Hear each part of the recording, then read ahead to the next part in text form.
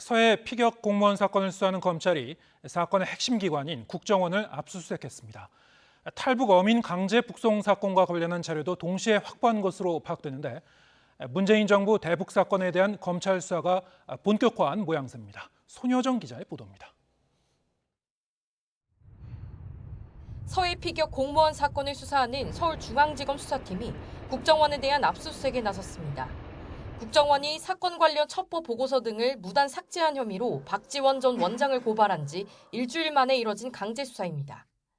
이번 압수수색은 국정원이 영장에 적시된 자료를 이미 제출하는 방식으로 이뤄졌는데 박 전 원장의 지시나 결제 흔적 등을 확인하기 위해 국정원 서버 기록과 관련 자료가 주요 대상이 된 것으로 전해졌습니다. 이미 검찰은 박 전 원장 등을 고발한 국정원 관계자를 불러 전반적인 사실관계를 확인했습니다.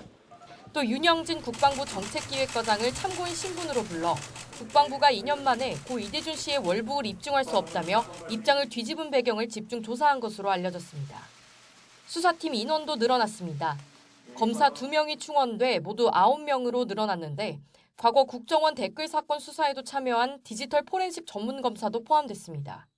국정원 메인 서버 압수수색도 염두에 뒀던 조치로 해석됩니다. 지금까지 서해 피격 사건으로 고발된 사람은 박 전 원장은 물론 당시 국가안보실장이던 서훈 전 국정원장과 이광철 전 청와대 민정비서관 등 청와대 인사와 국방부, 해경 전현직 관계자들로 광범위합니다. 검찰이 이번 압수수색을 시작으로 당시 문재인 정부 청와대와 국정원, 국방부 등에서 전방위적인 월북몰이가 실제 존재했는지부터 가릴 것으로 보입니다.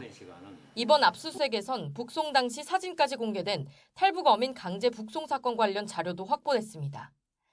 앞서 국정원은 박 전 원장과 함께 탈북 어민들에 대한 합동조사를 강제로 조기에 종료시킨 혐의로 서훈 전 원장도 함께 고발했습니다. 탈북 어민 사건 수사팀도 검사 1명이 파견돼 증원된 상태로 압수수색 자료를 분석하는 대로 핵심 관계자들에 대한 줄 소환이 이어질 전망입니다.